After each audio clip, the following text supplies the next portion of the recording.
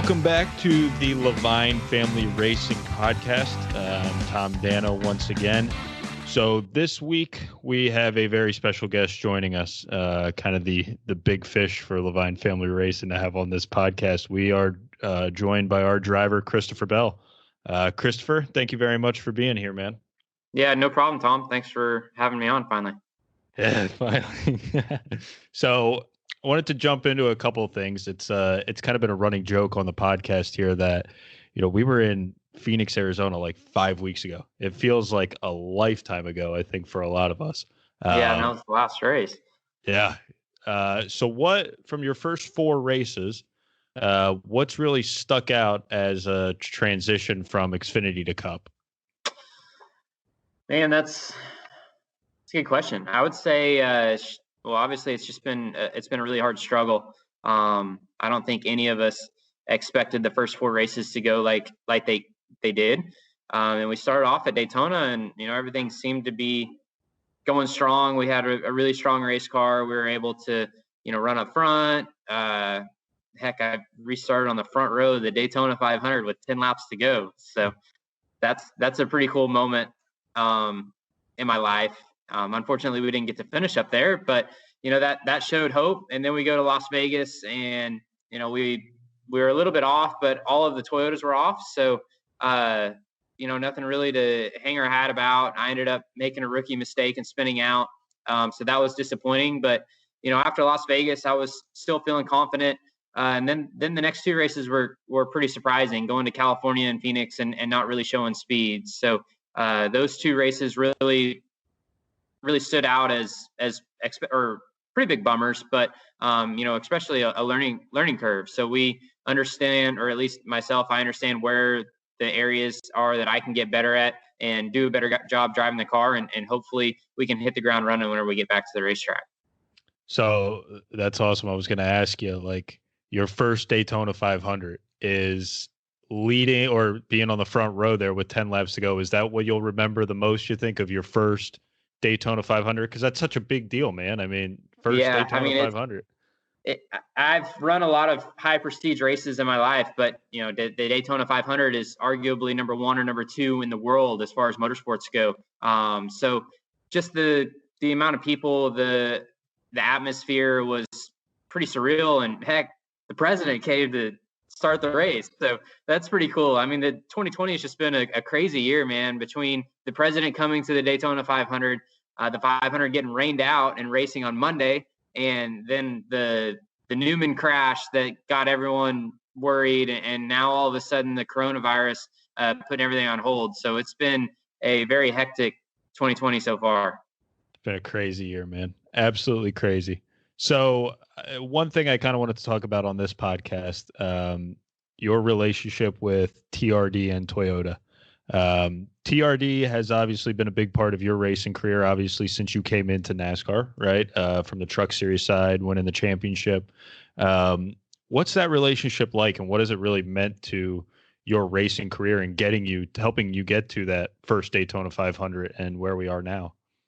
Yeah, they've kind of been really, they're the reason why I'm here. Whenever I started out driving, I guess professionally, I started running sprint cars full time, and I got hired by a midget team, actually, Keith Kunz Motorsports. And at the time they were sponsored by Toyota. Toyota didn't have a driver development program at that time, but they were sponsoring different teams. And through that relationship, that sponsor relationship, I got to meet Jack Irving and Tyler Gibbs, who kind of, I guess, headed the dirt program at the time. And I got to build a relationship with them, had success with that team, was able to win a championship for them.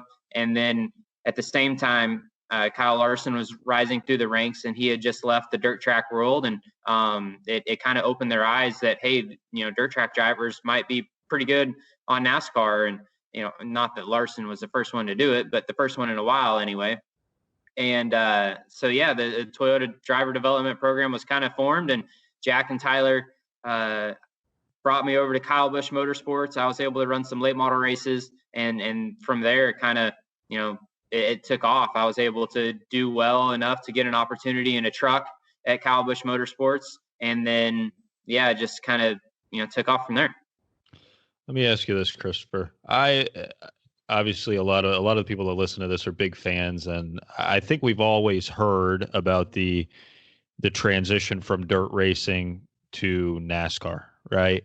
As someone who has been in both of those worlds, why do you think, help us understand what that correlation is, right? Like, why does it help transfer from the dirt racing to the big, heavy stock cars? Because someone that doesn't understand, like myself, I look at some of these dirt cars and I look at a big, heavy stock car and I'm like, how does that translate? You know what I mean? Can you help break that down for us? Yeah, I mean, there's some things that make dirt track drivers a better stock car racer, and then obviously there are downfalls to it too. I think the advantages are, we're used to, you have to have great car control to race on dirt, and the cars that we drive are really high horsepower, lightweight, fast moving, fast responding cars. And then you transition to a stock car, which has less horsepower, really slow movement, slow responding. So it's just everything slows down whenever you get into a stock car from the sprint car stuff. But on the flip side, whenever you go stock car racing, you're not running 30 lap races like you do in sprint cars. So that's been single-handedly the biggest transition from dirt track racing to stock car racing, is learning how to distance race. And on top of that, pit stops, pit road, shifting gears, restarts. I mean, restarts are somewhat similar, but you still have a lot more going on with the transmissions and stuff like that. So there's a lot of things that don't translate as well. That's a huge learning curve for us. And every step along the way, whenever I went truck racing, it was a big adjustment, learning how to do 100, 150 lap races. And then you go Xfinity racing, and now you got to do 200, 300 lap races. And now I'm just now getting my feet wet, but those 200 to 300 lap races are turning into 300, 400, 500 lap races. And each time, each step it's a big deal, and the races are really long distance, and you have to figure out you only get one car whenever the race starts, so you got to get to the checker to that one car. There's no reset button like we've seen the last couple of weeks in iRacing, right? No reset That's button right. in the real world. So you mentioned about how Toyota being with you and kind of helping you become the professional racer, right? And you talked about how you've also ran a lot of high prestige races in your life. What was a moment where either you won a big race or you had an experience where it kind of clicked for you, like, all right, I can do this. I can be a professional race car driver? So I really I called myself a professional race car driver from a young age. At probably 15 or 16, I started racing for a living, and I actually won a really big micro sprint race that paid $10,000 to win, and the car owner paid me 25% of that. So that's what I opened my very first bank account with whenever I was 16 years old, was that $2,500 check. So from that point on, I've been able to make a living driving race cars. And I guess I knew that I was going to be a professional racer ever since I was a kid. I just didn't know to what extent that would be. And I always joked around saying that I would adjust my lifestyle to whatever my income was, whether that's running sprint cars, or I never really thought NASCAR was a possibility, or, running my local hobby stock at my dirt track. But so I guess when it really clicked was whenever I got hired by Keith Kunz Motorsports. And the dirt world had just seen Larson go there and take off and transition into NASCAR. So whenever I got that phone call, it became real that, this might turn into something serious. And from there, I was able to perform well and win big events at Keith Kunz Motorsports. So that's, I guess between getting hired by them and then and performing well, it led to bigger things. Awesome. So obviously, with everything we're talking about right now, racing has been a massive part of your life for pretty much ever, right?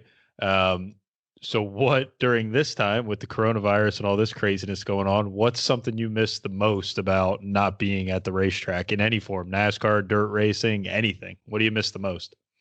Well, I mean, for me, and I'm I'm sure a lot of people are going to say the same thing, but this is the longest I've gone without driving a race car. So it's very hard to not have something to look forward to. At the moment that we're talking, we don't know when we're going to be back at the racetrack. It could be May. We're all hoping it's May. But there's been no schedule set in stone, and everything that kind of gets brought up gets pushed back further and further and further. So at this point in time, it just it's pretty tough. You can only drive your street car so hard before you get in trouble. But thankfully we've got iRacing to keep us entertained, and it's not the same, but it is really similar. And you still get to race with the same guys that you do in real life. So that's been a lot of fun. So we had Wheels on here a couple weeks ago, and I was picking his brain a little bit about what him and the engineers have been working on to kind of help be prepared for, because exactly like you're saying, it's so much of an unknown right now of when we're going to go back. We might go back racing in, it could be a short track, it could be a mile and a half, it could be a super speedway. What's something you're doing right now with Jason or the engineers or Wheels to kind of keep as best prepared as we can for when we do go back racing? What's that communication like during this time? Yeah, so we've all been talking a little bit, especially a big topic here recently has been Sonoma. I've never been to Sonoma, and that's something that we were really geared up to put a lot of resources into, whether that's our simulator time or data film, which you can still do that. But the simulator time is going to be, or we're expecting to be cut back whenever we go back racing. So using the iRacing tool to get better there has been a big topic. And then, for the most part, we're waiting to see what the schedule looks like when it comes out. Like you said, we have no idea what we're gearing up to go race next. We just don't know. So we'll get a better feel for that whenever the schedule comes out. Is there a party that's excited for, the rumor is we could be running like Wednesday night races and stuff. It almost seems like kind of an old school dirt track mentality. You think that could be kind of cool if we go that route? Yeah, I'm all for it. And I think 2020 could be a huge learning experience with double headers and Wednesday night races and possibly one-day shows. I'm a big fan of cutting back practice time. I'm excited to see what's going to happen here going forward. Heck yeah, man. So what, away from the racetrack right now, what have you been doing to fill some of this downtime during quarantine, man? I'm starting to lose my mind over here. I'm not going to lie to you. It's getting rough. The days are dragging on. That's for sure. But I would say the biggest thing I've been doing is just spending time tinkering on my dirt cars. But at this point in time, they're pretty much sitting there ready to go racing. So running out of objects or things to do over there, need to go to a racetrack. There you go. Do you know what day it is? Because it takes me a while to figure out what day of the All week the days it is. feel the same, don't they? They do, man. Absolutely. Yeah. So the way I finish up every interview that we do on this podcast is I have a small group of rapid fire questions, right? Just kind of a little get to know you better. So we'll start with your favorite athlete of all time. Now, athlete, driver, racer, whatever. Your favorite of all time. Tony Stewart. Tony Stewart. Love that answer. Why Tony Stewart?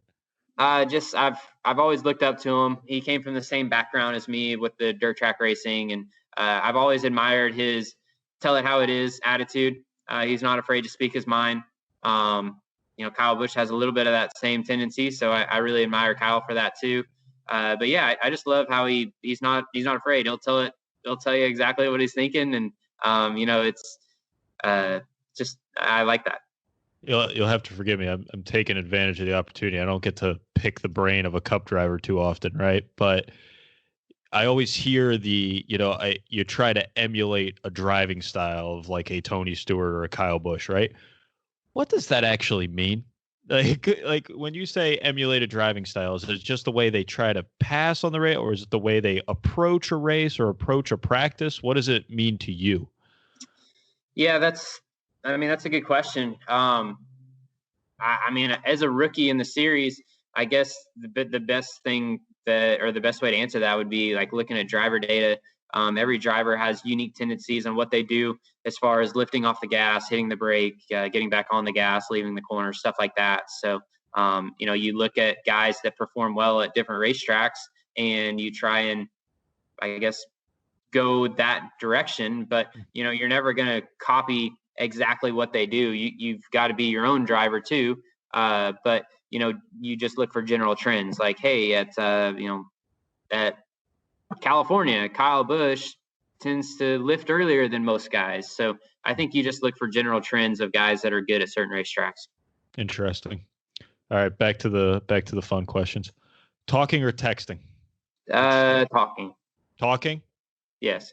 Just easier, Yeah, I mean, they both have their moments. If you're just looking for a quick answer, a text message isn't bad, but if you're looking for a conversation, I like to talk. I'm with you. Favorite travel destination? You just had a honeymoon, correct? So we did, and that was my first ever vacation. So I guess that's the only place that I can tell you. Where was it? Cancun. Cancun. There you go. Your favorite band or musical artist? You got anything on the iPhone you like to listen to? No, not really. I like country music, but I don't really have a favorite artist. Yeah, that's all right. It's coming up on summertime, man. That's when country music fits the best, That's right. Favorite TV show, and if it's just racing, that's perfectly all right. That counts. I used to love Full House. Really? Full House. As a kid growing up, man, I would love that. I would watch that show all the time. It doesn't come on TV anymore, but every time I find it, I find myself watching it. Now, did you ever see the Netflix reboot that they did? No, I don't have Netflix. So yeah, I did not watch that one either. I was told it was kind of disappointing, but that's an awesome answer, man. Full House. So that's all I've got, man. Thank you very much for taking the time, helping us all pass the time during this quarantine. So thank you very much. If you're listening at home, tune back in next week. We'll have some more interviews coming your way. And we're going to be tweeting out #AskLFR as an opportunity for you guys to ask questions to us, and we will answer them on the podcast. So thank you very much and have a great day.